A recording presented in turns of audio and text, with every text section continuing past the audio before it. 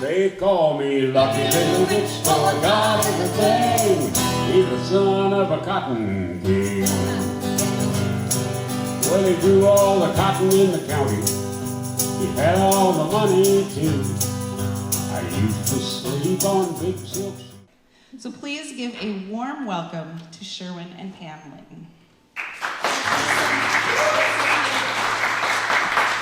Thank you very much, Melissa. And wow, we just got done doing a week at the South Dakota State Fair where we do 3 shows a day with our full band, the Cotton Kings. Some of you may have seen us perform with our own group.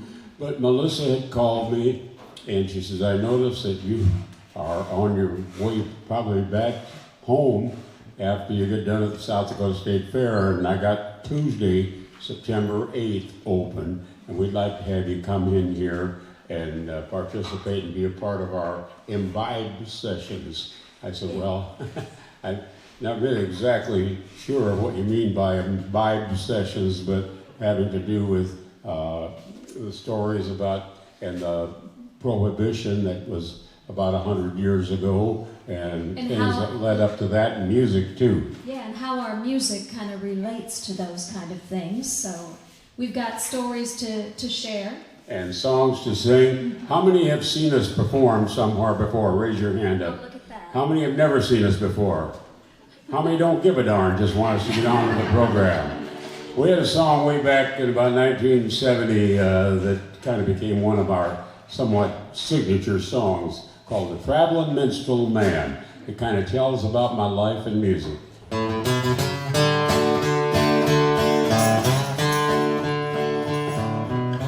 I'm just a traveling minstrel man. I'll do my best to make you happy if I can. I'll sing my song and move along. I'm just a traveling minstrel man. My life is measured by the telephone poles. The mileage lines are on my face. I never care much where that old highway goes. I'm happy almost any place. I'm married to this beat busted guitar. I'm obligated to my band. Don't have no time for making permanent plans. I'm only playing one night stand. I'm just a traveling minstrel man. I do my best to make you happy if I can. I'll sing my song and move along. I'm just a traveling minstrel man.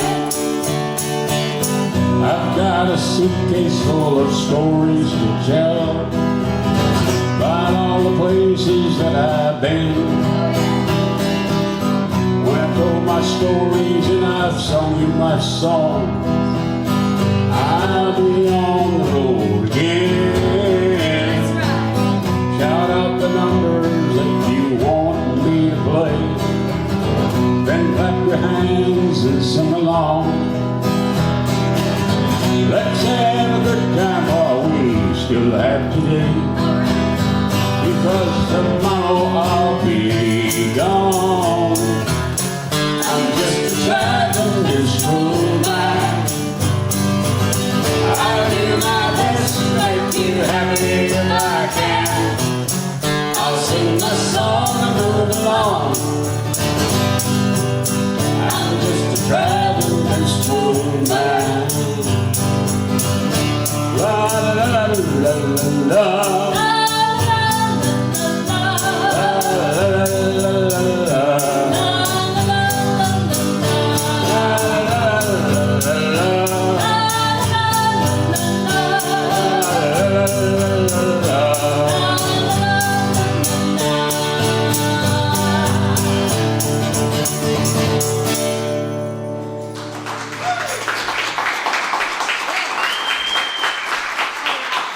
Thank you. People sometimes ask me how I got into music, and I didn't know how I got into it, but boy, after 64 years, it's a lot harder to get out of it than to get into it, I think. Anyway, I grew up in South Dakota, went to high school in Watertown, and lived in a lot of small towns before that, because my dad, as I had mentioned, worked for the Great Northern Railroad, and he was a section foreman. So we lived in a lot of small towns, and then when I was in 8th grade, we moved into Watertown. And I remember we lived in this little town of Hazel before that. And that was a town of a couple hundred people. When I was in 7th grade, I went down to the post office one day to deliver some mail for my mom or whatever. And the lady there said, "What's your name?" I said, "My name is Sherwin." Sherwin. That sure is a pretty name. Boy, that made me want to get rid of it right there. Why couldn't I be Bob or Joe or any name like that instead of some weird name like Sherwin? So we moved into Watertown. I decided, well, this is the time for me to change my name.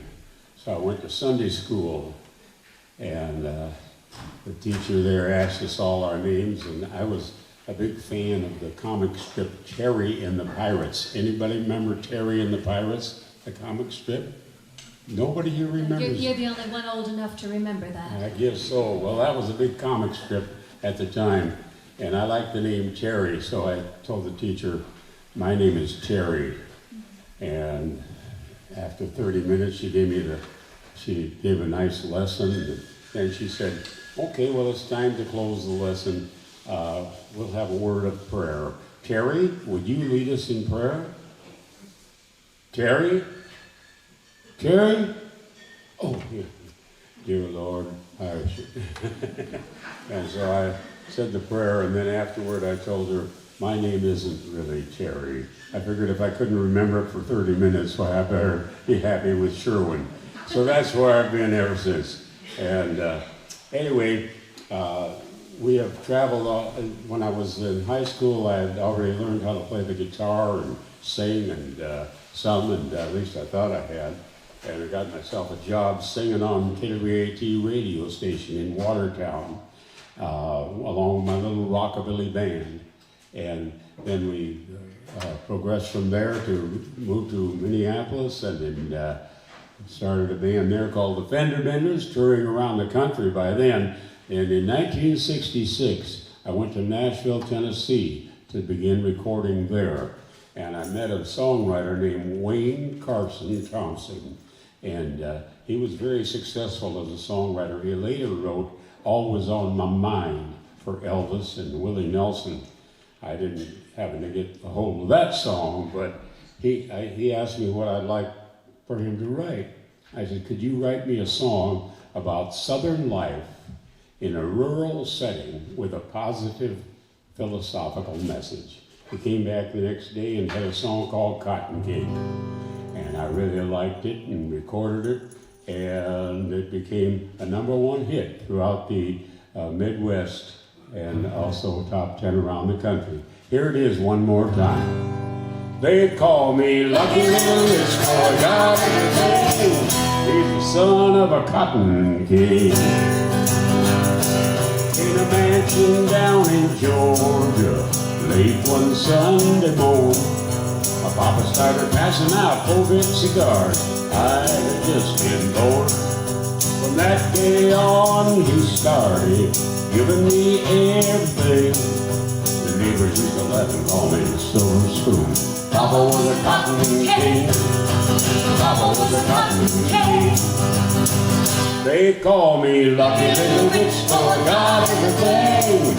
He's the son of a cotton king. Well, he grew all the cotton in the county. He had all the money too. I used to sleep on big silk sheets. I wore patent leather shoes. Some of my friends were poor folks, didn't have a thing. Sometimes it made me feel kind of bad. Papa was a cotton king. Papa was a cotton king. They call me lucky little rich boy, got everything. He's the son of a cotton king.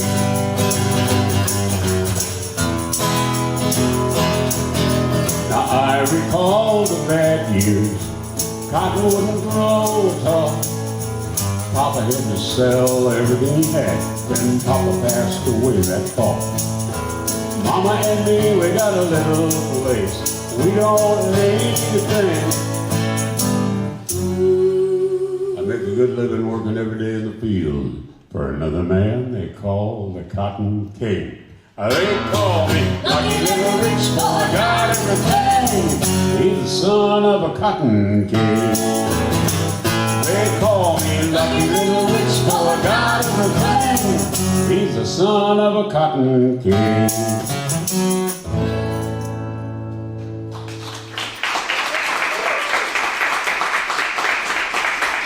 Thank you. The Cotton King. And you know, a couple of years ago, a young man came up to me and he said, I got a question for you.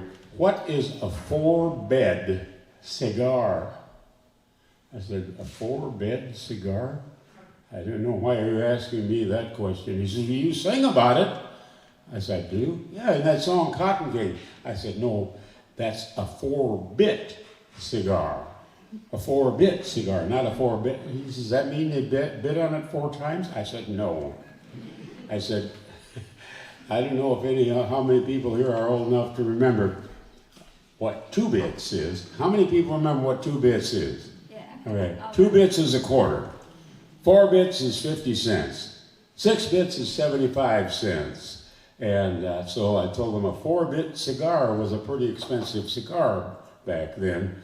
A 50-cent cigar, and my papa started passing out 4-bit cigars because I had just been born. So he kind of understood it then a little bit, but you know, I bet you some of you even remember 2 bits for the cheer that they had. It went 2 bits, 4 bits, 6 bits a dollar, all for Cottonwood, stand up and holler. All for Wegdahl, stand up and holler.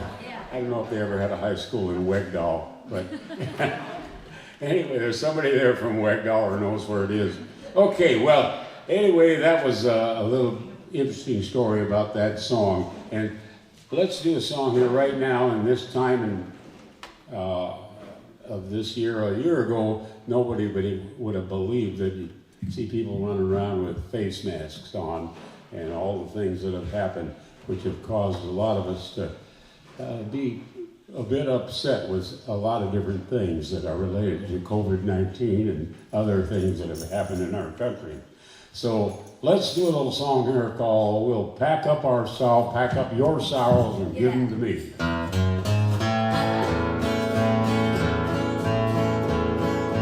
Well, if somehow you could pack up your sorrows and give them all to me, you would lose them. I know how to use them. Give them all to me. No use crying, talking to a stranger, naming the sorrows you've seen. 'Cause there's too many sad times, too many bad times, and nobody knows what you mean. But if somehow you could pack up your sorrows and give them all to me, you would lose them. I know how to use them. Give them all to me. No use walking, standing by the roadside, chasing the satisfied mind.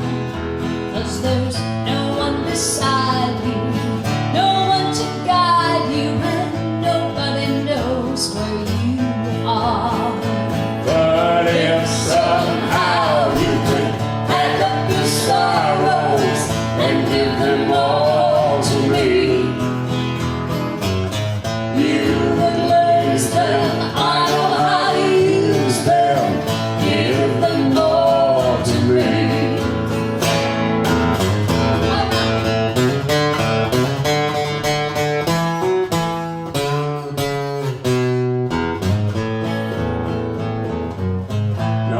coyotes roaming, standing by that roadside, seeking a satisfied mind. 'Cause there's too many highways, too many byways, and nobody's walking behind.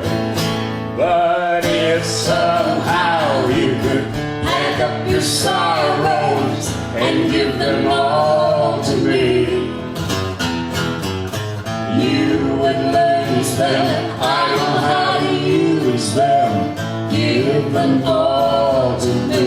Everybody now. Oh, if somehow you could pack up your sorrows and give them all to me,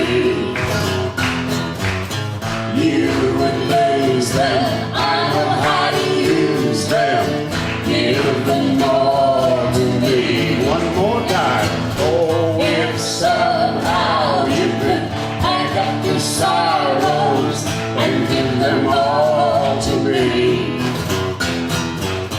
you would lose them. I know how to use them. Give them all to me. You would lose them. I know how to use them. Give them all to me. Give them all to me.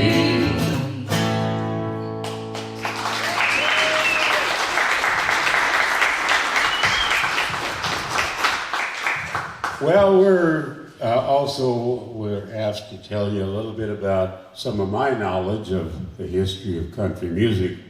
And country music actually in America, most of it has roots in the British Isles, the original country music.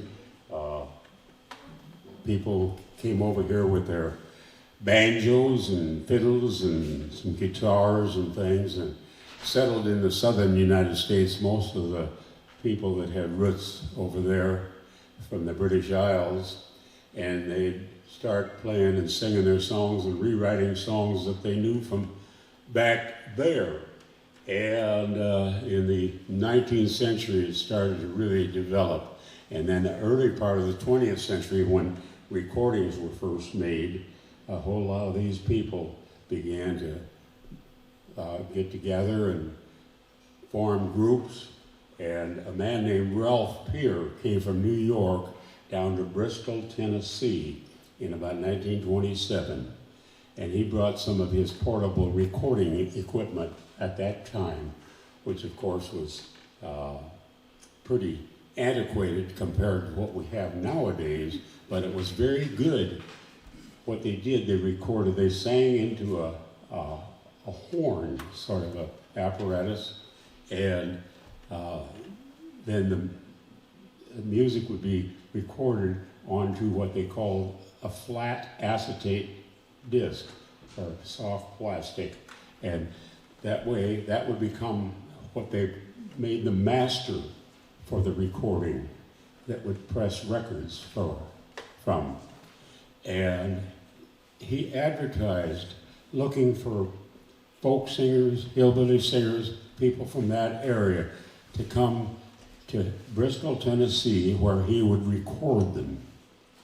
And among the people that showed up were the Carter family, A.P., Mother Maybelle, and Sarah Carter. And he recorded several songs by them. Later on, brought them to New York City and into a studio where they continued to record and became the first family of country music. And then at the same time, a man from Meridian, Mississippi came up there, Jimmy Rogers, the singing brakeman, who did a style they call blue yodeling. And I'm not much of a yodeler, but he came up with hit after hit. Unfortunately, he had tuberculosis and passed away at the age of 33, but not until he had already written and recorded many songs. Many of them are still standards in the world of music and country music today. So let's do just a little bit of a song that Jimmy Rogers wrote, and you gotta pardon me, I'm not really a yodeler like he was, but I can probably squeeze in a little bit of it for you to give you an idea how it sounded. The song is called Waiting for a Train. I can really relate to it myself because, as I said, I grew up alongside the railroad track in South Dakota, my dad being a section foreman. And you would see trains go by, there would be hobos on the trains. This is a story about a man, a hobo, waiting for a train.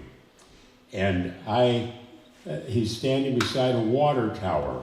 They had these big water towers beside the railroad track where the steam engines would have a car behind them called a tender car, and that is where they would fill with water to produce steam for the locomotive.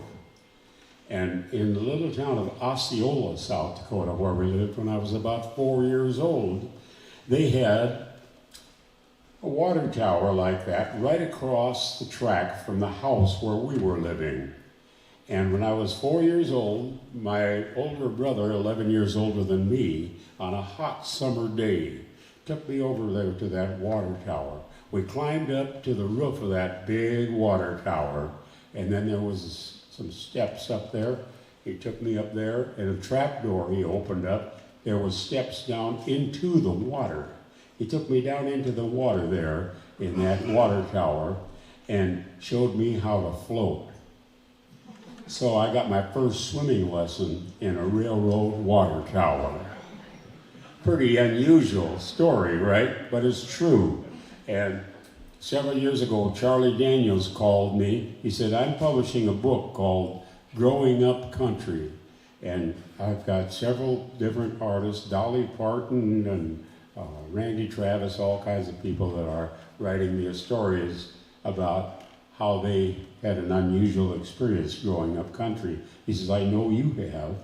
And I said, yes. So I wrote him that story, and he published it in a book called Growing Up Country. He edited about 100 different stories together into that book. If you looked it up on the internet, you could probably even find it. Growing Up Country by Charlie Daniels. But he just edited everybody else's story into the book. Well, here's a story about a railroad hobo out there beside a railroad water tower that Jimmy Rogers wrote, Waiting for a Train.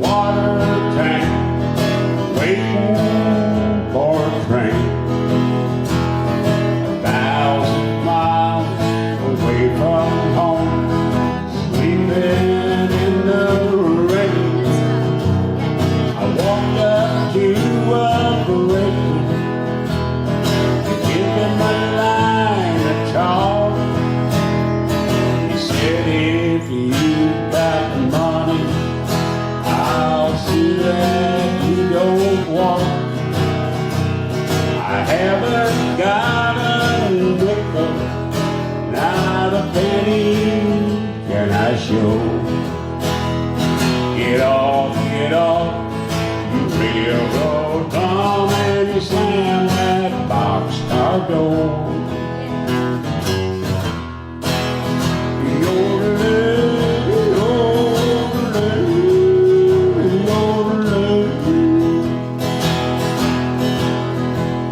They put me off in Texas, a state I dearly love. Wide open spaces all around me, the moon and stars up above. Nobody seems to want me or lend me a helping hand. I'm on my way from Frisco, going back to Dixieland. My pocketbook not a penny to my name. I'm 1,000 miles away from home, waiting for a train.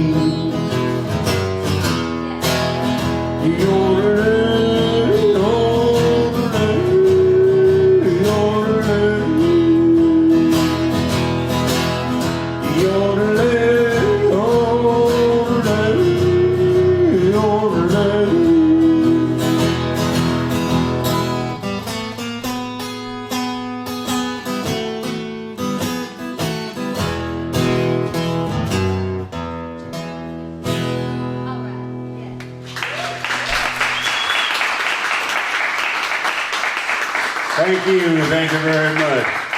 Well, as I said, on that same day that Ralph Peer found the talents of Jimmy Rogers, he also recorded the Carter family. And they recorded, among the many songs they did, they had one called The Wildwood Flower, which actually was originally written in 1860. Pam and I decided that we'd like to have her make a recording of it. We checked with the Library of Congress and got the original lyrics to this song written in 1860 about a young lady down in the Appalachian Mountains who was having a difficult times with unrequited love. The story of the Wildwood Flower. Beautiful song. Here is Pam. You'll notice in the lyrics to this song that if you are familiar with the Carter family recording, that the lyrics I sing are somewhat different than those recorded by the Carter family. A.P. Carter would go up into the mountains of Appalachia and search out songs. He was a song finder, you might say, and he would write down the words as they were sung to him, sometimes not interpreting them correctly. And so when you listen to the Carter family version, it doesn't really make a whole lot of sense in some areas. So by going to the Library of Congress and getting these original lyrics from 1860, you'll find that the song does make a little more sense. Well, it's a beautiful song, and it goes like this. Pam does a great job of singing it.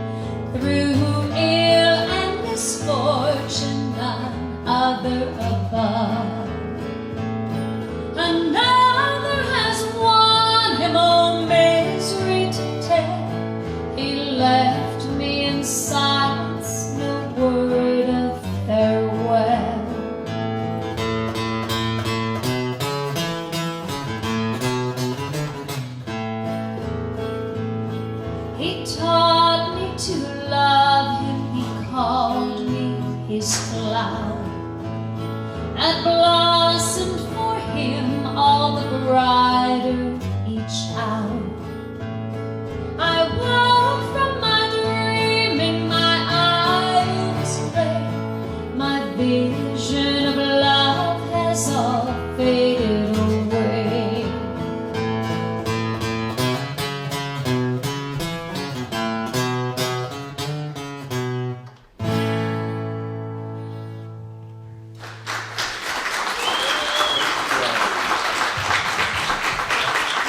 Isn't that pretty? Pam has recorded that and it's on a couple different CDs that we have. Another song that the Carter family did and were quite well known for. However, they didn't write this one either. It was written in 1907 by a man named Percy Wenrich. Very catchy little song. It's called My Dixie Darling. One of those songs that even if you've never heard it before, in about 2 minutes, you'll be singing and clapping your hands along with it, and it'll just be one of those melodies that'll kind of stick in your head. Tonight when you go to bed, it'll be in your head there, and you just can't, you know how it goes? You just can't quite get out of it. Darn that Sherwin Linton. My Dixie Darling, here we go. 1, 2, 3.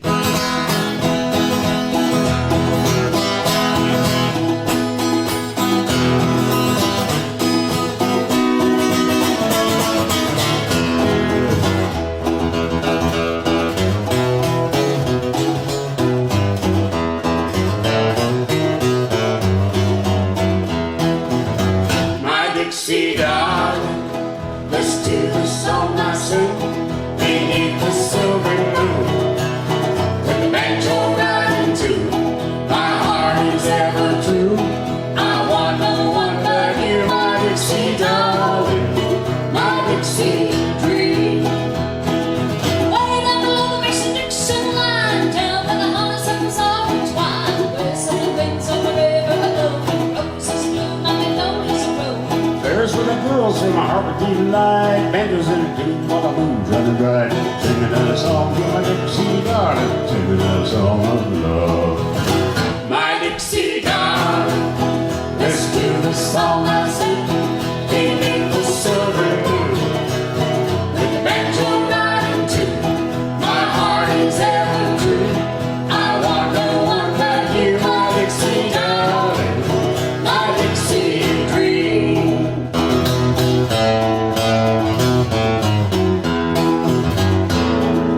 Girls in the north and the blue find me whirling around in society. Somehow to me never seems so appealing. Over me now comes a feeling of stealing. Let me go back to the old southern home, there with my dollars to roll and roll. That's where my heart is forever returning, there's where I belong to be. My Dixie darling, listen to the song I sing beneath the silver moon. With the banjo riding too, my heart is ever true. I want no one but you, my Dixie darling, my Dixie dream. Everybody now, my Dixie darling, listen to the song I sing beneath the silver moon. With the banjo riding too, my heart is ever true. I want no one but you, my Dixie darling, my Dixie dream. My Dixie darling, my Dixie dream.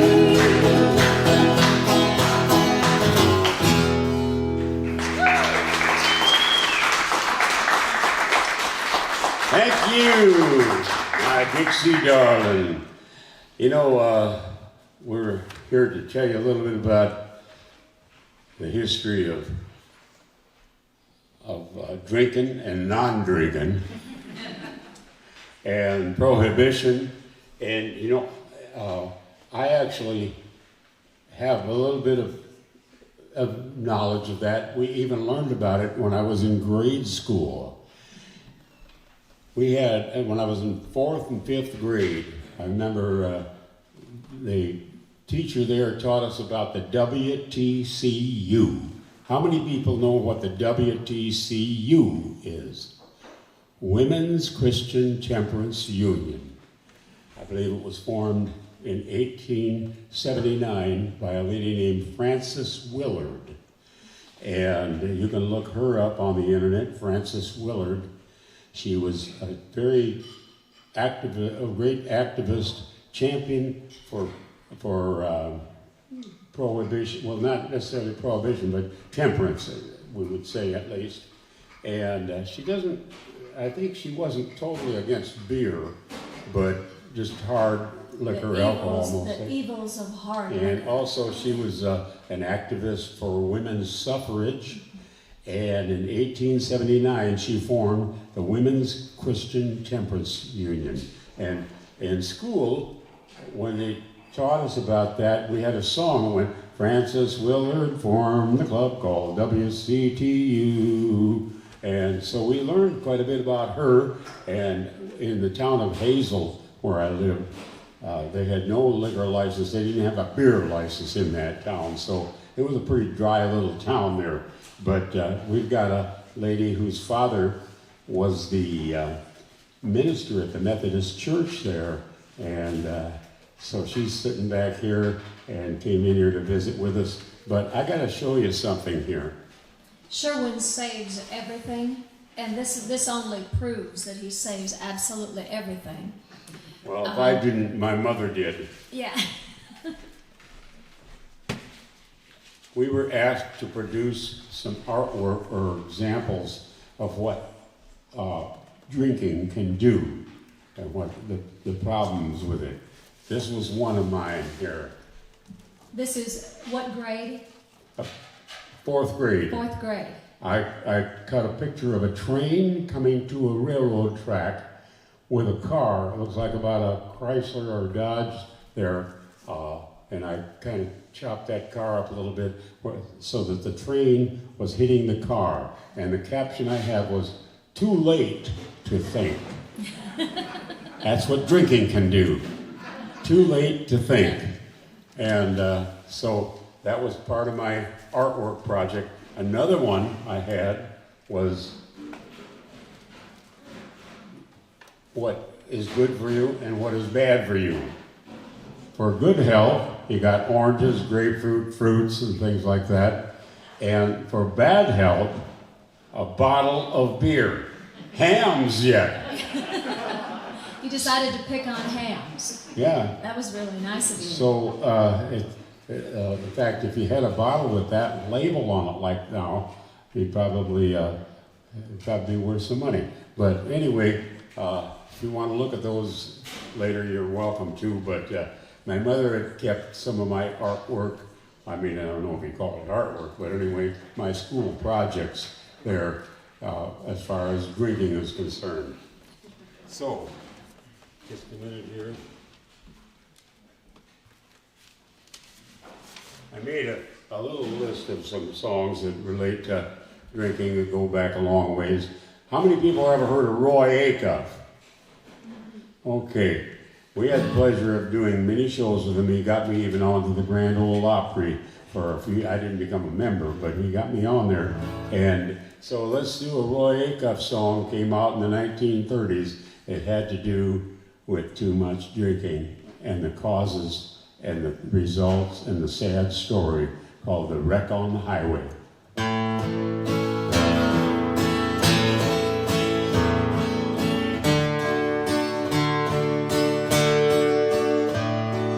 Who did you say it was, brother? Who was it fell by the way? When whiskey and blood mixed together, did you hear anyone pray? I didn't hear nobody pray, dear brother. I didn't hear nobody pray. I saw the crash on the highway, but I didn't hear nobody pray. When I heard the crash on the highway, I knew what it was from the start. Death laid a cold hand in destruction, and a picture was stamped on my heart. I didn't hear nobody pray, dear brother. I didn't hear nobody pray. I heard the crash on the highway, but I didn't hear nobody pray.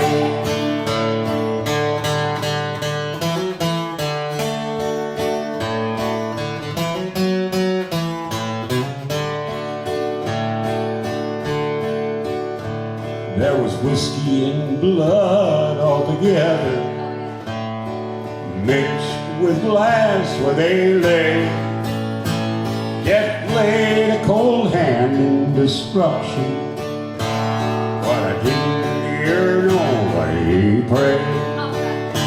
I didn't hear nobody pray, dear brother. I didn't hear nobody pray. I heard the crash on the highway, but I didn't hear nobody pray.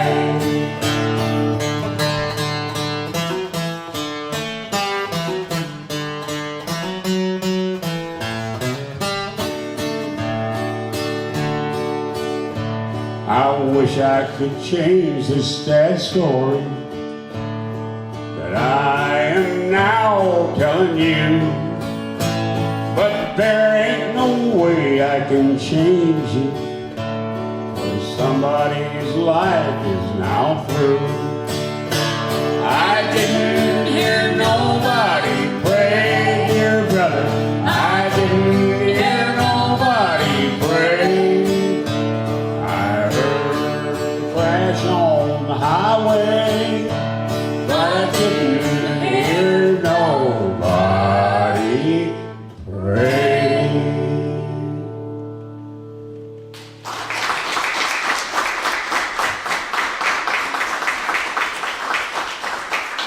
Thank you. In the 1940s, there was a song that had to do with a different kind of substance and substance abuse of that, cocaine. And later on, Johnny, it was a pretty successful song back in the 1940s, but when Johnny Cash got a hold of it, it came out kind of like this.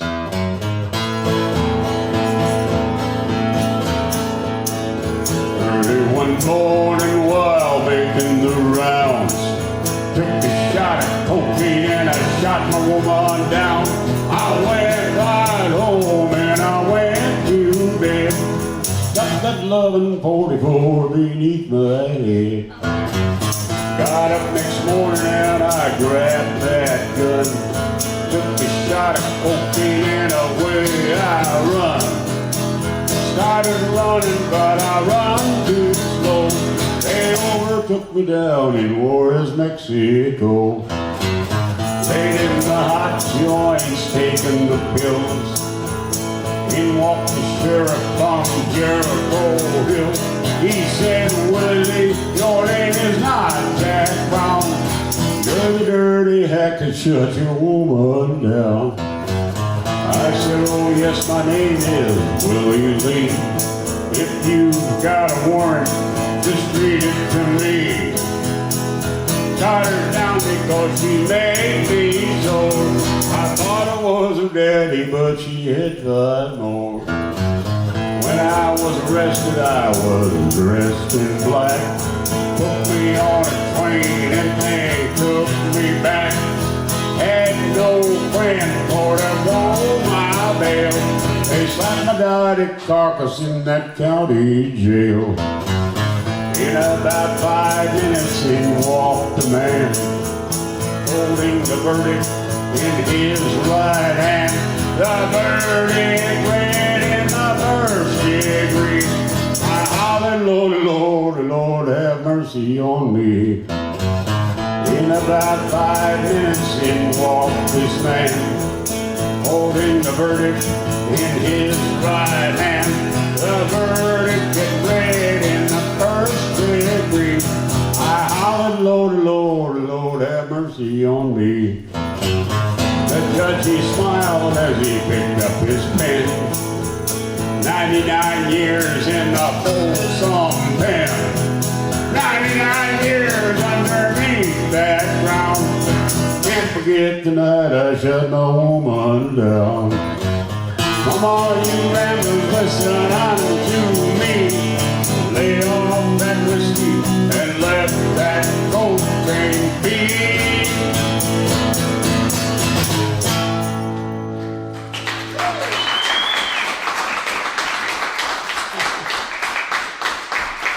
Oh, wow, the Cocaine Blues. Let's do a song here that Merle Haggard had a big hit with, and you can probably sing along with this one.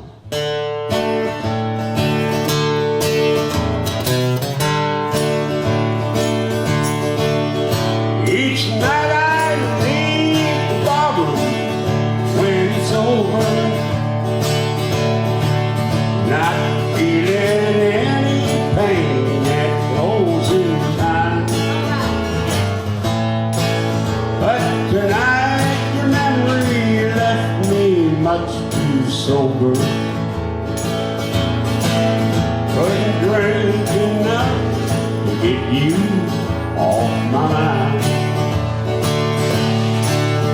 Tonight, the bottle let me down,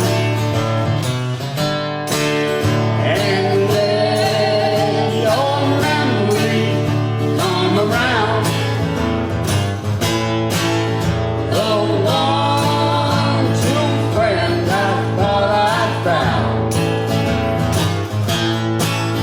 Tonight, the bottle let me down.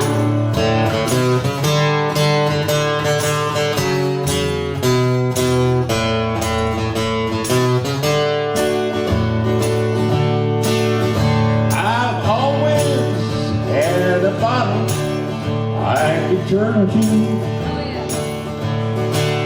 and lately I've been turning every day. But the wine don't take effect the way it used to. And I'm hurting in an old familiar way. Tonight, the bottle let me down, and let your memory come around. The one true friend I thought I'd found. Tonight, the bottle let me down. Tonight, the bottle let me down.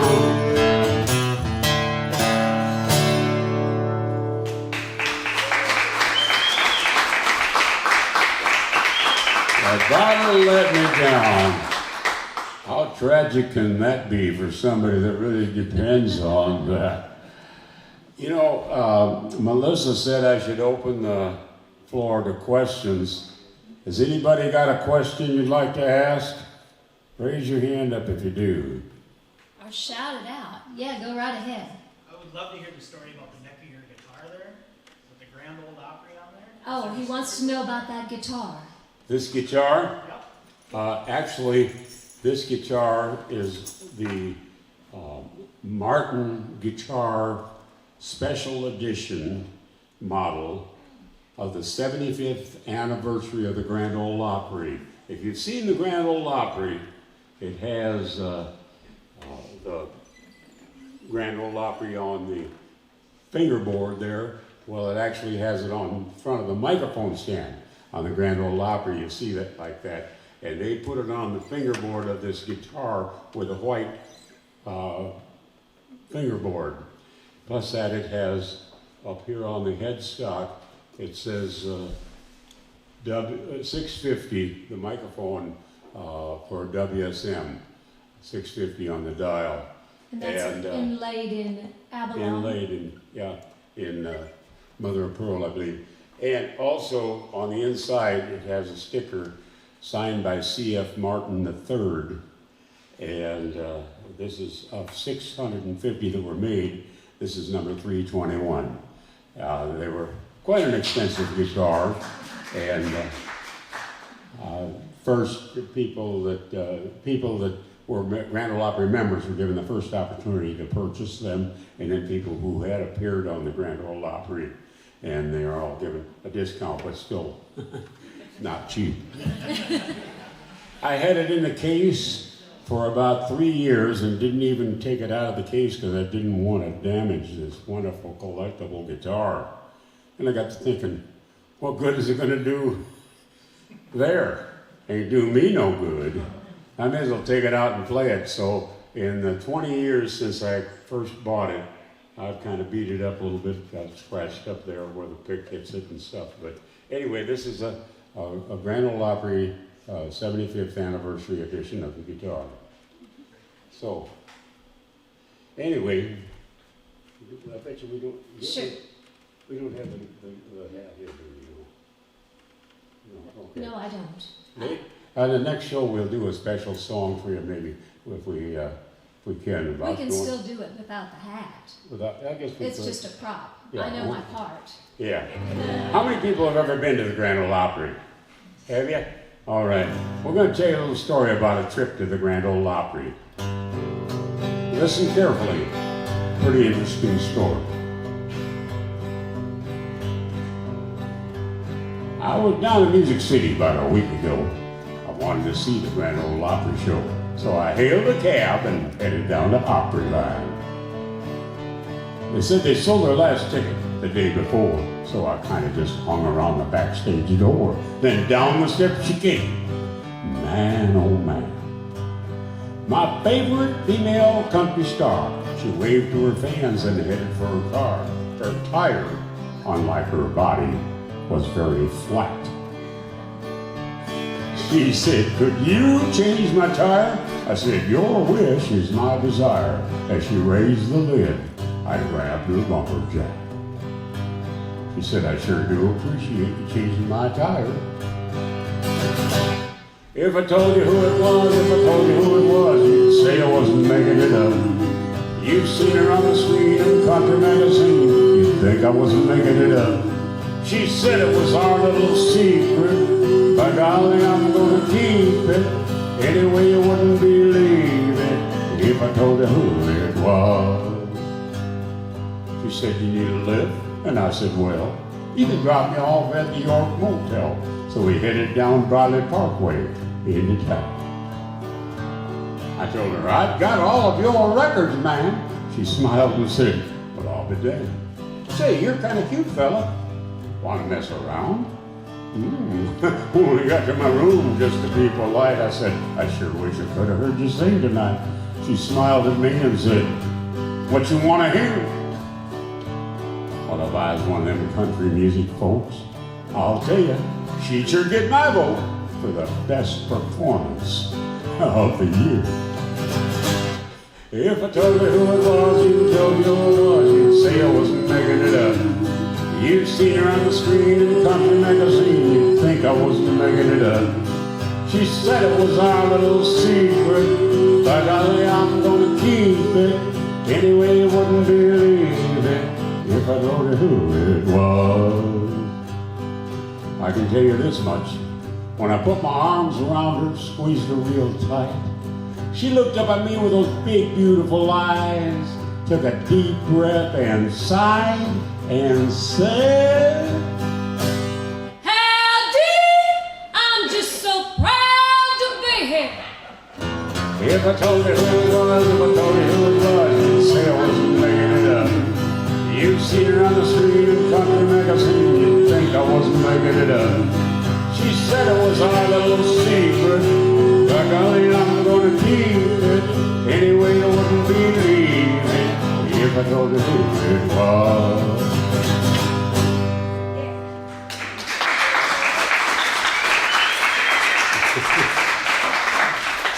Well, Pam, you don't quite look like Minnie Pearl. Sarah Ophelia. Yes. Yes. And, you know, a friend of Sarah's was Kitty Wells. How many people remember Kitty Wells? Do you? Yeah. You know that back in 1965, when I was married to a lady that was originally from Wegdal. Anyway, we were out visiting her mother there in Wegdal, and we learned that a lady who I had seen and done several shows with, Kitty Wells, and her whole group were going to be appearing out here on this, I think it's a rodeo ground kind of, right out here. You know where I'm talking about, right? How many people know what I'm talking about? I think there's a racetrack there or something. Racetrack or something Yeah. there. Okay.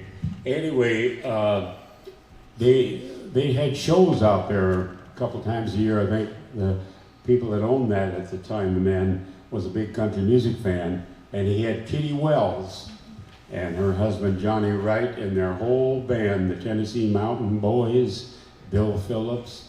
What a show that was to have right here in Granite Falls out there on that location. And they had a big crowd. And Kitty Wells, of course, was the queen of country music. And there was a song that Hank Thompson had a big hit with called The Wild Side of Life. Back then, if you had a hit song, somebody sure enough would write an answer to it or a parody. And Kitty Wells got a hold of the song that was the answer to The Wild Side of Life. It was called It Wasn't God Who Made Honky Tonk Angels. So here's Pam to sing that for you. Yeah. Let's see, you gotta find out what key. As I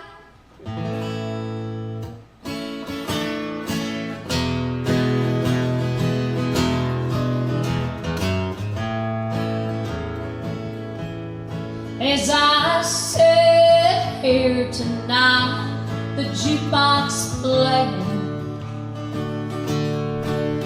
your song about the wild side of life. As I listen to the words you are saying,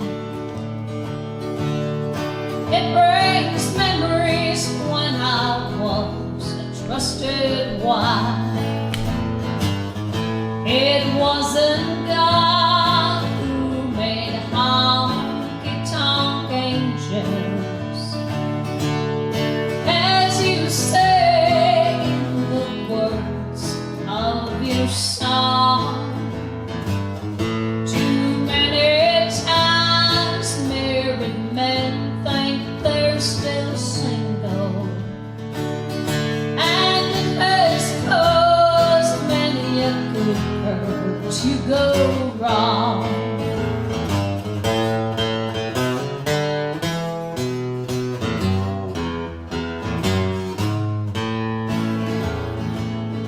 Now it's a shame all the blame is on us women. No, it's not true, only you men feel this way. 'Cause from the start, most every heart that's been broken is just because it always was a man to blame. It wasn't God who made honky-tonk angels, as you say in the words of your song. Too many times married men think they're still single, and it has caused many a good girl to go wrong. Yes, it has caused many a good girl to go wrong.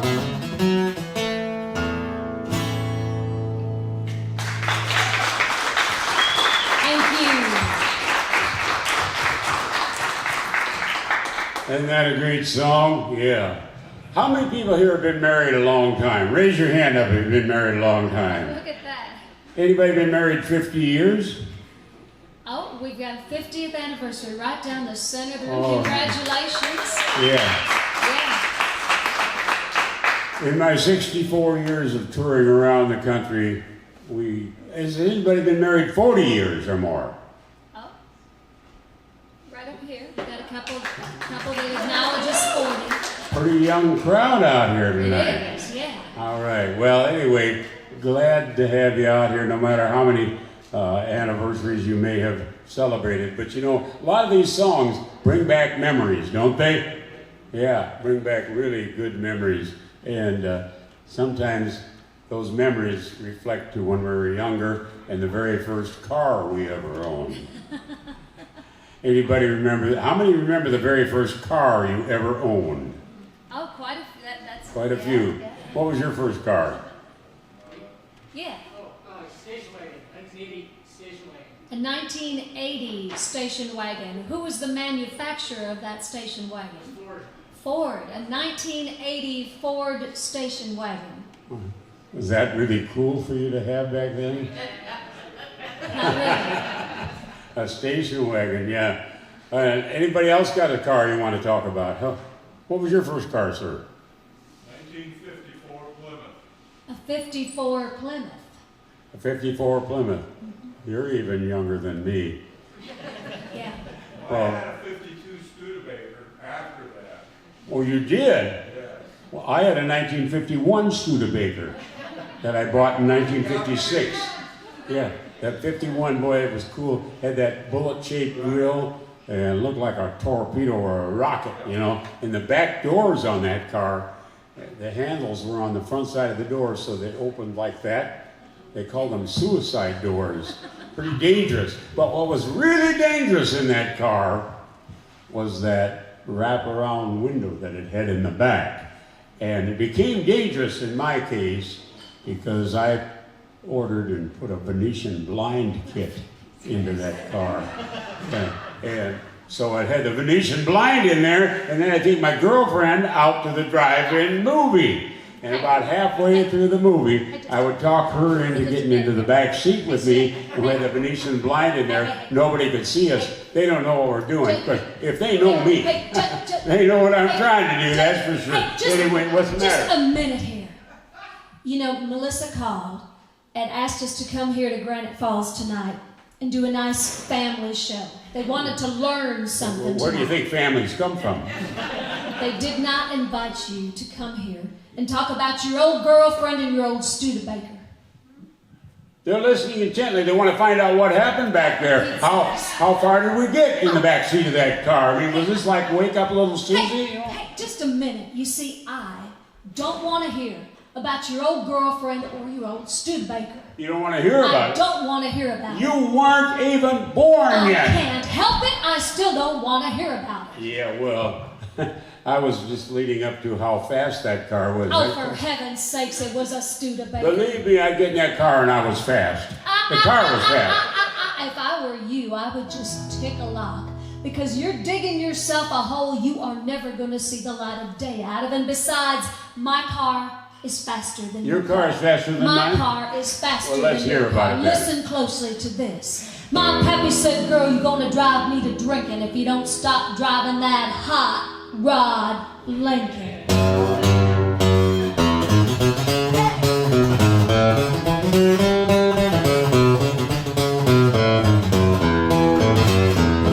You've heard the story of the hot rod race where the Ford and the Mercury were setting the pace. That story is true, I'm here to say it, 'cause I was driving that Model A. It's got a Lincoln motor and it's really souped up. That Model A body makes it look like a pub. It's got 8 cylinders and I use them all. Got overdrive and it just won't stop. With a 4-barrel carb and a dual exhaust and 4 living gears, you can really get lost. Got safety tubes and I ain't scared. The brakes are good, the tires are fair. We pulled out of San Pedro late one night. The moon and the stars were shining bright. We was driving up old Grapevine Hill, passing cars that they were standing still.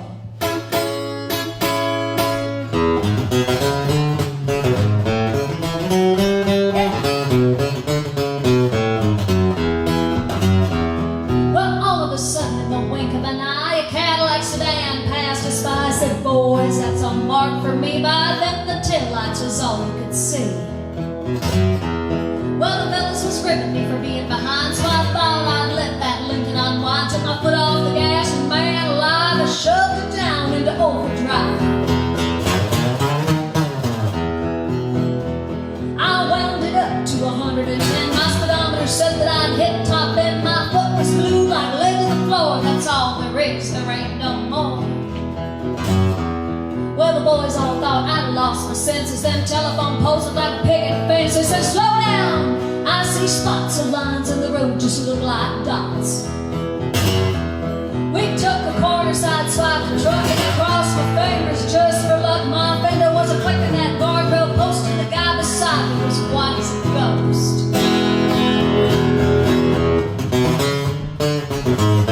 Oh yeah.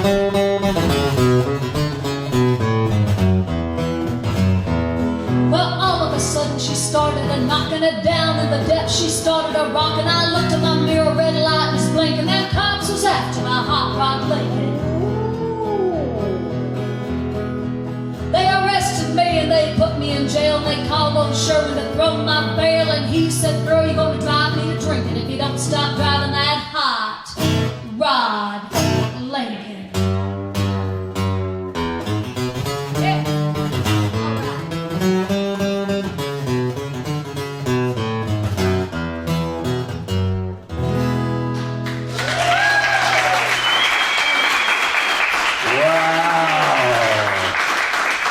That is a pretty fast car you I got. want you to know I drive your car like that every single day. Yeah, where do you go?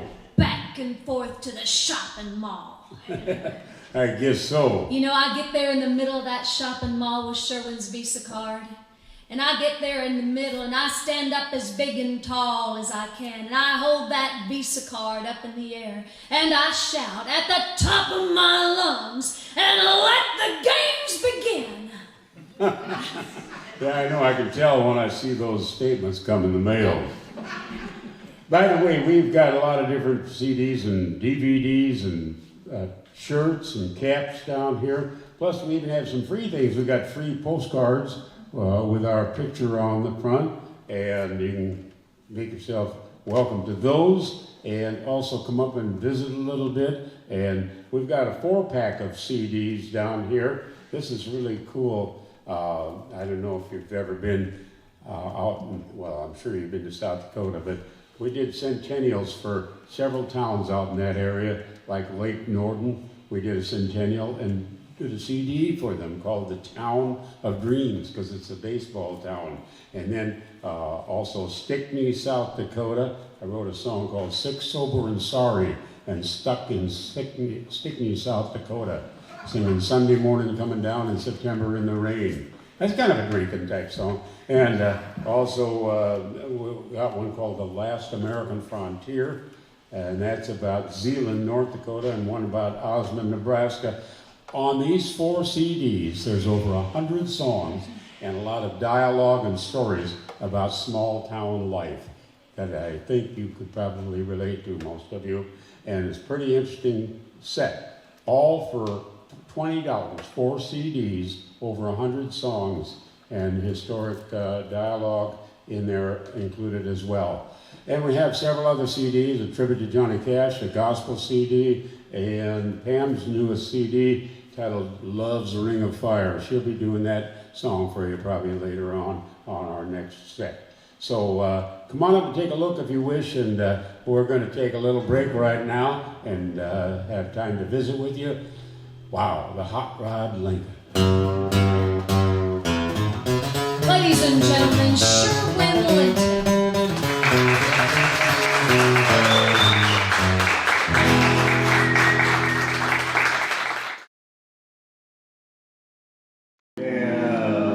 Going back to about 1959 and 1960, George Jones had a big hit all about an illegal alcohol called White Lightning. We had a good time with that song, and even recorded our own version. Here it is.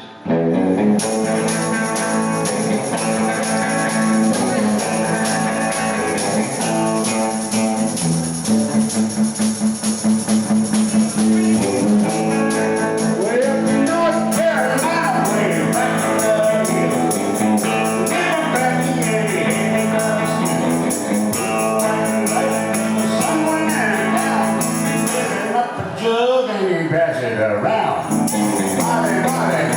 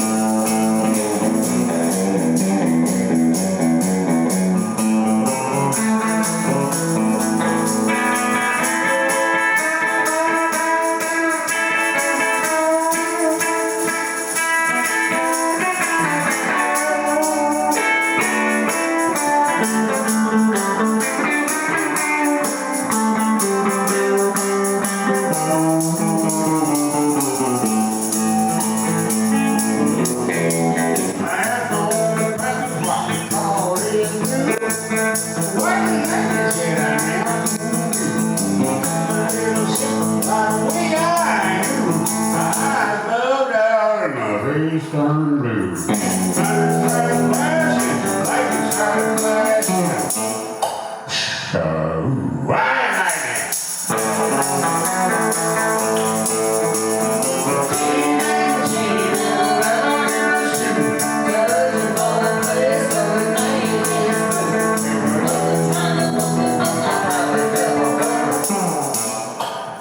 Oh, why lightning?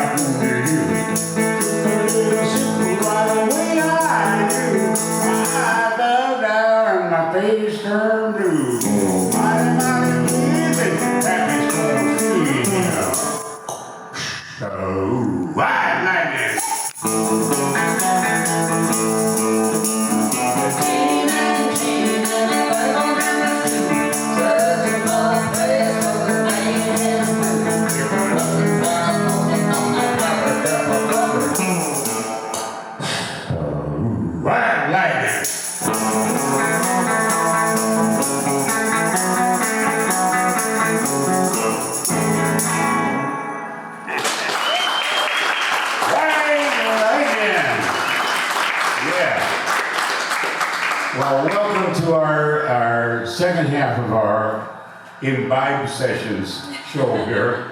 And if you've ever imbibed in White Lightning, why, glad you're still here. We had a request to do a couple gospel songs. We sure can do that. All right. Let's do a song here that last set we did, Pack Up Your Sorrows. Let's do one called No Need to Worry, No Need to Cry.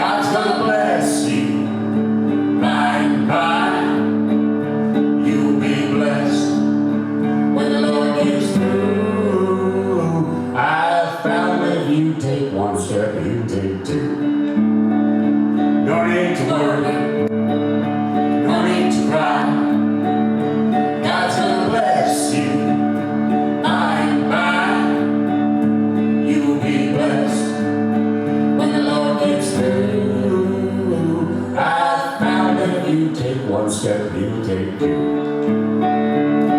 The Lord moves in mysterious ways, his wonders to perform. He plants his feet on every sea and rides on every storm. No need to worry, no need to cry.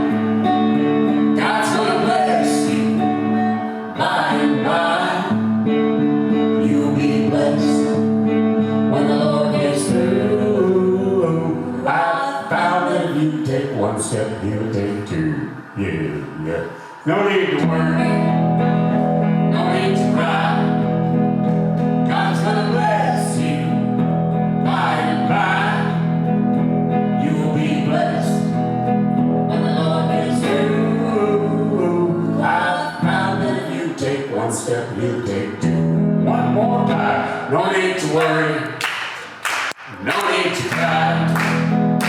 God's gonna bless you by and by. You'll be blessed when the Lord gets through. I found that if you take one step, he'll take two. I found that if you take one step, he'll take two. Yeah.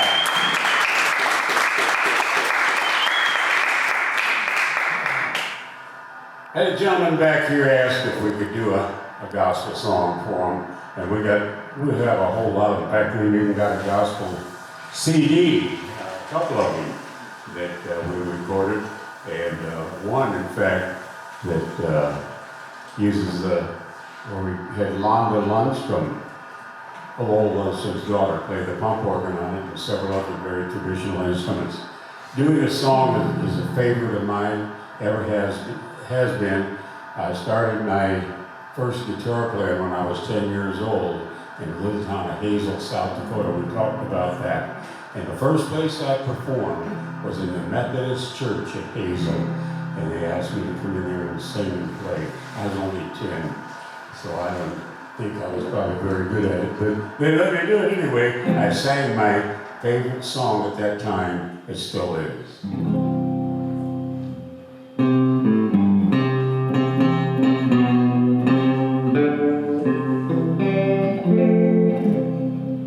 I come to the garden alone while the dew is still on the roses, and the voice I hear falling on my ear, the Son of God discloses, and he walks with me, and he talks with me, and he tells me I am his own, and the joy we share as we tarry there, none other has ever known.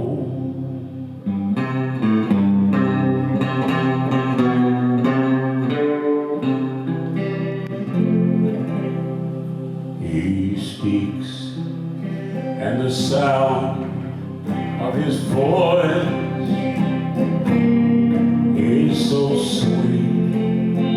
The birds hush their singing, and the melody that he gave to me within my heart is ringing, and he walks with me, and he talks with me, and he tells me I am his own, and the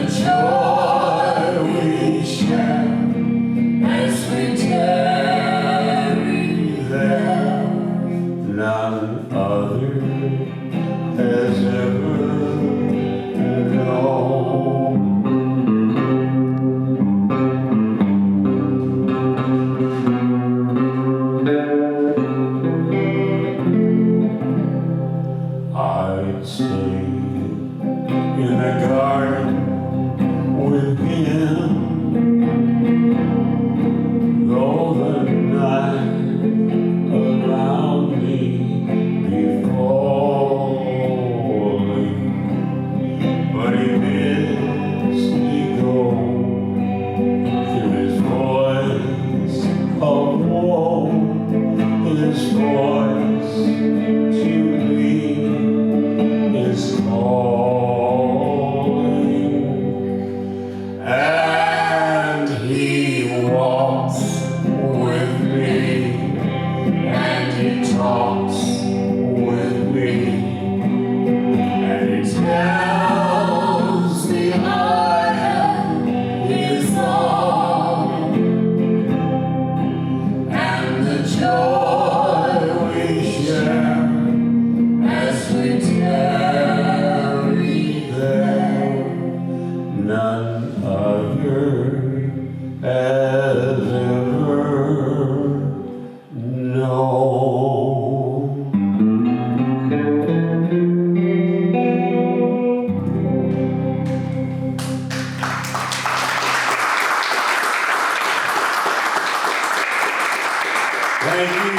Thank you very much. We have some of our gospel CDs down here. In fact, let me pick that up. I just want to show it to everybody. This is my favorite CD of everything we've ever recorded. And it includes Church in the Wildwood, What a Friend We Have in Jesus, The Old Rugged Cross, Love Lifted Me, When the Roll is Called Up Yonder, Rock of Ages, Blessed Assurance, In the Garden, all on this CD here. They're only $10, and it features Londa Lundstrom, the daughter of Lowell Lundstrom, playing the pump organ on it. It shows me playing the pump organ on the cover there, but actually I'm not really that much of a keyboardist, so Londa came into the studio and played the pump organ. We have a dobro on there, musical saw, and also even stemware and mixing bowls. Unique music on there that is very traditional and really complements these songs. So anyway, have you had a good time so far tonight? We got 2 or 3 more songs we want to do, but I got to do a special little story in the song. We got some people, some Harley people. Do you have a Harley, sir? You got 2 of them. You don't just have the shirt. Some people just have the shirt. All right. Did you watch the Sturgis? No. No. Have you ever been there? Not during the rally, no. Not during the rally. Not during the rally. Okay. Well, this fella died and went up to heaven, and St. Peter said, before I can allow you to come into heaven, you got to tell me about something you did when you were on earth, a very noble, special thing for somebody. He said, well, I could tell you that. He said, well, tell me about it. He said, I was out in Deadwood, South Dakota, and these Hell's Angels were tormenting this young girl, and they were really being mean to her. And I went up to the biggest 6'6" tall Hell's Angel. He was really mean, and I went up and I just kicked him and punched him in the stomach. Then I reached up and grabbed his nose ring out of his nose, threw it on the ground, and then I spit on him. I said, let this be a lesson to all of you. Don't ever, ever torment anybody, or you'll have to answer to me. St. Peter said, well, that really was noble and wonderful of you to do that. When did that happen? He says, about 2 minutes ago.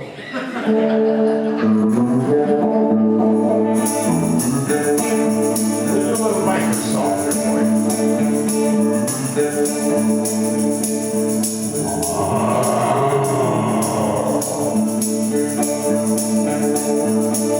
He wore black denim trousers and motorcycle boots, and a black leather jacket with an eagle on the back. He had a tuxedo and a draw like a gun. That fool was the devil of Highway 101. Now never washed his face and he never combed his hair. He had axle grease embedded underneath his fingernails. On the muscle of his arm, he put a red hat and a virtue of a heart. Said, Mother, I love you. Black trousers and motorcycle boots, black leather jacket with an eagle on the back. Hair out of sickle and on my truck. And who was Denver on Highway 101? Now there's a pretty girl by the name of Mary Lou. They treated her just like he treated all the rest. And everybody hated him, oh, everybody knew he loved that dog on motorcycle bed. He wore black and trousers and motorcycle boots, black leather jacket with an eagle on the back. He had out the sickle and all my gun, and who was terror on Highway 101? Mary, little poor girl, she pleaded and she begged him not to leave. She said, I've got a feeling if you ride tonight I'll leave. But her tears were shed, baby, and her every word was lost. And the rumble of his engine and the tone of his exhaust. With black and trousers and motorcycle boots, black leather jacket with the eagle on the back. He had out the sickle and took all my gun. And who was Terror on Highway 101? Well, he took off in the morning, there was fire in his eye. He said, I'll go 1,000 miles before the sun can rise. I hit a screaming diesel, come on downtown. When they clear the wreckage, here is all they found. Were his black damn trousers and motorcycle boots, black leather jacket with an eagle on the back. But they never found the sickle that took all my gun. They never found the terror of Highway 101.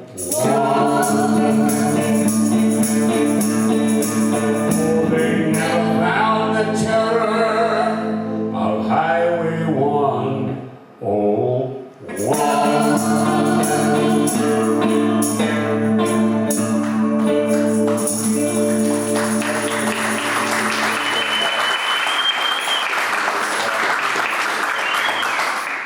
Thank you for anybody that's a biker. Black denim trousers, that's on a CD that we have too that has a lot of 50 songs that we recorded. Oh, if you're seeing us for the very first time, or even if you've seen us many, many times, we invite you to go to our website, SherwinLinton.com, and also thejohnnycashstory.com. On those websites, you'll find a whole lot of photos that go back through the years, as well as stories, video clips of us with our complete touring show. And it's just a fun way of getting to know us a little bit better. You can follow us on a day-to-day basis. How many of you use social media in some way, shape, or form? Facebook, Instagram, something of that nature. I invite you to go to our Facebook pages. We have Sherwin Linton as a private page, Sherwin Linton and Sherwin Linton Music as music pages. So you're more than welcome to go. We post on a regular basis. During the COVID-19 situation, we had to, like many others, become very creative in how we marketed ourselves and our music. We began doing 90-minute social media television shows 3 times a week. There's over 50 of those shows cataloged on our Sherwin Linton Music website. You're more than welcome to go back and listen to those. It's just Sherwin and I and a flat top guitar, live from our family room. But it gave us the opportunity to share a lot of stories, to make some new friends, and to broaden our horizons as well. We had a viewership in more than 30 states and 4 foreign countries. And so we find ourselves blessed and invite you to go back and watch those shows. We will again continue to do that once we get settled back in our home. About the end of this month, we will begin doing those shows at least twice a week, and then probably work back up to our 3 times a week. All right, thank you. Well, we enjoyed doing those shows, Pam, and kind of like having our own little TV show, so to speak. I like the part where I could change out of my stage clothes into my pajamas and then go down to the studio and turn off the gear. That was the first few times that happened, it was a rather unique feeling. I've never wore my pajamas on stage before. Well, actually, you didn't do it on the performance. No, Yeah. that was after the show was over. But we Everybody remembers there was a song called "I Sat in My Pajamas, I Put On My Prayers." Anybody ever heard that song? Not too many people as old as I am around here. Okay. Anyway, let's do a couple more gospel songs here to say goodnight to you, but these are very special. I don't know if you ever heard of Stuart Hamblin. He was actually a cowboy actor back in the 40s and 50s, and also a well-known songwriter and singer. But he had a real bad problem with alcohol, and it was just taking his life, really. It was so bad that his family and his wife was having a big difficulty with him because of it. But his wife, in 1948, talked Stuart Hamblin into attending a Billy Graham crusade. And during that crusade, he was so impressed that he requested a meeting with Billy Graham. And in that meeting, which was granted, Billy Graham converted him to Christianity. And Stuart Hamblin gave up drinking. And he had a terrible problem with drinking, but he just gave it up because the Lord had really helped him that much after Billy Graham prayed with him. And it was a couple years after that that a famous actor that lived right next door to him in Hollywood was coming back from a movie session. And this actor invited Stuart, as well as many other friends and actors, to come to his home for a homecoming after he had been on this film assignment. And so Stuart and his wife went over there and they had a good time at that party. And then the subject that they were talking about came around to a religion. And Stuart said, "Well, it is no secret what God can do." And then they continued to discuss things, and it came time for them all to leave. And as Stuart and his wife were leaving that man's house, this man came to him and said, "You know, Stuart, that was really a profound little comment you made. It is no secret what God can do. You should write a song about that." Stuart thought about it, went back to his house, and as he entered the door to his home, the big grandfather clock was chiming midnight. He went over to his organ, sat down, and wrote this song.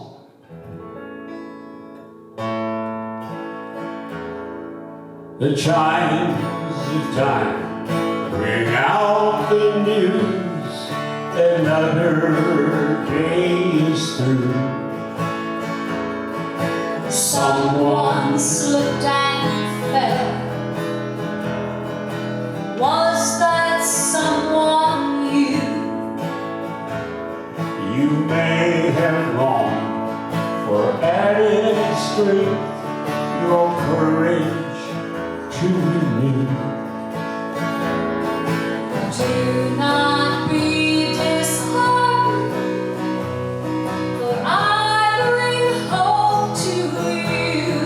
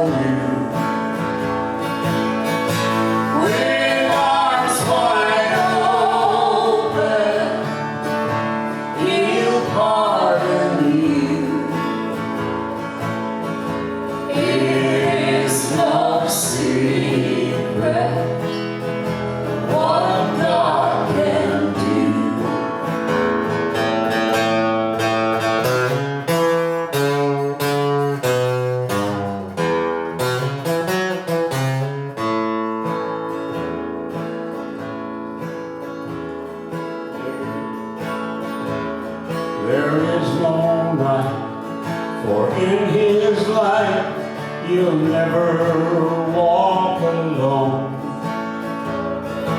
Always feel like home, wherever you may roam.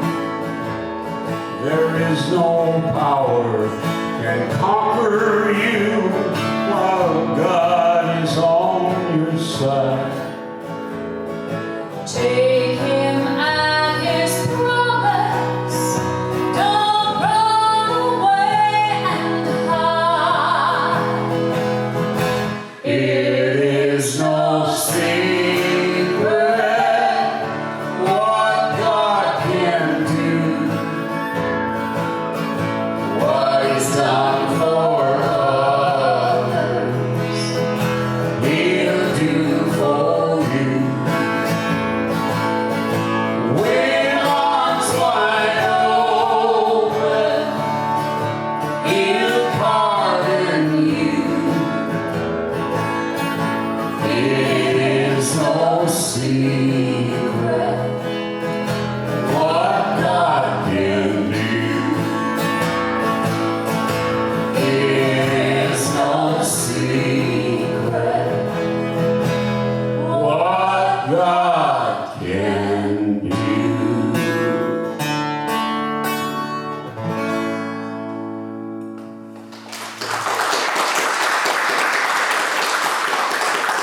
Thank you. You know that famous actor that lived next door to Stuart Hamlin that told him he should write that song? Probably said it's something like this.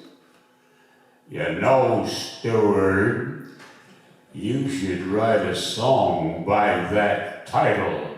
It is no secret what God can do. I really thought that was good. Well, I don't do a great impression of John Wayne, maybe, but that was who told Stuart he should write the song, It Is No Secret What God Can Do. And I'm sure that there are some people that might remember hearing that on the radio. It was a big hit. Stuart Hamlin wrote many, many hit songs. We'd like to do this one for you right now.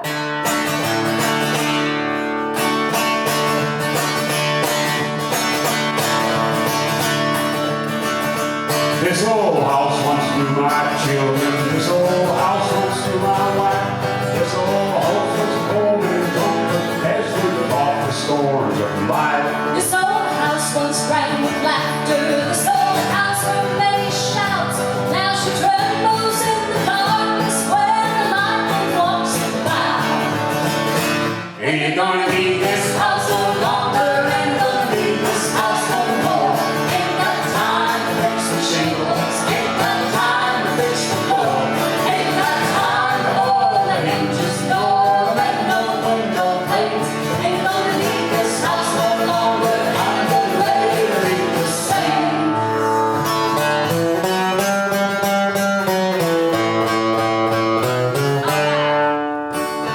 This old house is getting shaky. This old house is getting old.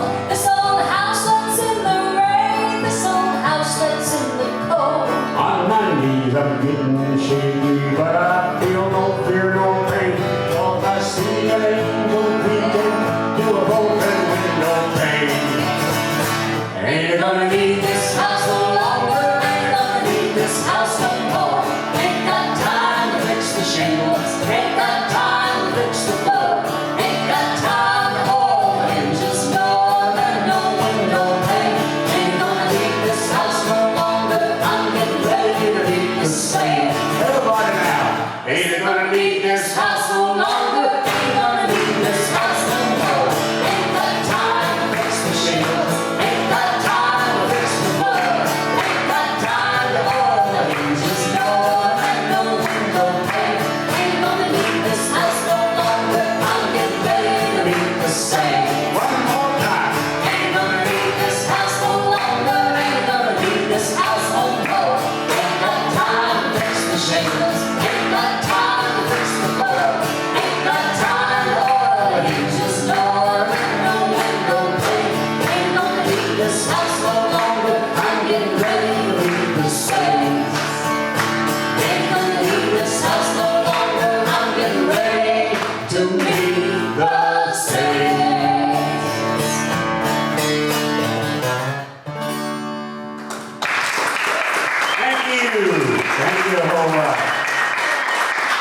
Thank you, Melissa.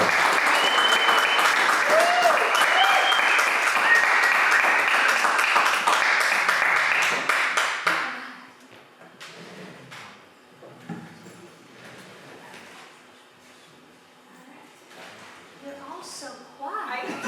Yeah. My heavens. Can you sing Ring of Thank Fire? you. She wants, Sherwin, can you sing Ring of Fire? Please sing Ring of Fire. Ring of fire? Please. Okay.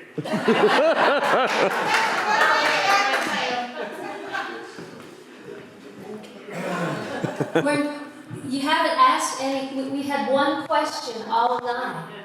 You've got to have some questions. She did. She asked if we could play Ring Can of you play Fire. Ring of Fire? It's the big question of the night. That's a good way to end. Well, I think it'll be bang up. That's what it'll be.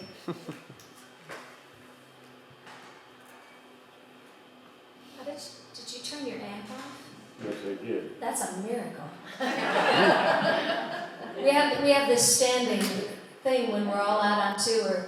Every time you set Sherwin's gear up, the amplifier goes goo goo goo goo, because he doesn't use the on-off switch. I think Sherwin met Johnny Cash, didn't he? Yes, many times. Yes. They actually had a very good friendship. Do you have a Johnny Cash story or two you want to tell? Sure. I think you met him the first time in about 1958, and then in 1971, Sherwin took his whole show into the state penitentiary in Sioux Falls, South Dakota, and recorded a live album titled "Hello, I'm Not Johnny Cash." Sherwin had been doing a medley of Johnny's songs in the show, and one night a gentleman came up to him during an intermission. They're working in a club, and he told Sherwin that Johnny Cash, his career sure went down the tubes. You don't hear anything about him anymore, and it kind of agitated Sherwin a little. So he went up on stage and I said, no, he's hitting hits every year. His career didn't go down the tube. So I went up, he said, well, sing some of them. So I went up there and I sang for over an hour every Johnny Cash song from, well, not everyone, but from 1955 up through, it would have been about 1970 at that time. And then you kind of interjected stories yeah. about his life between the songs. And I knew Johnny Cash pretty well, so I had a lot of stories to tell. And then it was You thought after you finished the show, you thought the band was going to be all upset with him because all he'd done for an hour was Johnny Cash songs. And when he got done, the people in the show told him that was really good. That we They really came liked over it. and shook my hand. They said, you should do that a whole lot more. So I began doing it on the show, and then we were out in South Dakota, and Governor Richard Knipe at that time was governor of South Dakota. He was a big fan of mine. He said, you should record that tribute to Johnny Cash. Call it Hello, I'm Not Johnny Cash. And you should record it at the state penitentiary right here in South Dakota. So I said, well, how do you do that? He said, well, you can go in there and perform, but in order to record a record that you would produce and commercially publish and promote would involve some legal work to be able to let you do that. And he says, I can take care of that for you. And he did. And on August 9th, 1971, we went into the Sioux Falls, or to the state penitentiary in Sioux Falls, and recorded this album called Hello, I'm Not Johnny Cash. Johnny liked it real well, had me on his show several times, and one time even took his boots off on stage, called me on stage and took his boots off and gave them to me. Said, try them on, Sherwin. So I did.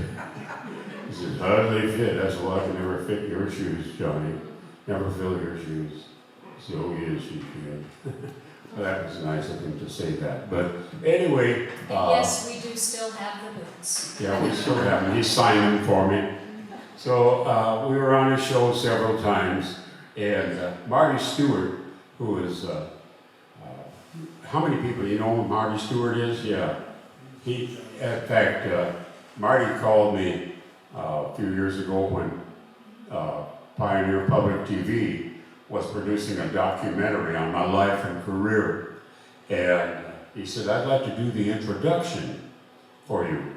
And I said, well, that'd be wonderful. So the next day, on email, he had gone into his studio and recorded a very colorful introduction about me and how he knew me, and it was very complimentary. So the producer, Tim Bakken, took that clip and put it into the very beginning of the documentary. We have that here too, in case you'd be interested in it. But it's a 2-hour documentary about my life and career, going clear back to my childhood, and it's got a whole lot of songs and stories.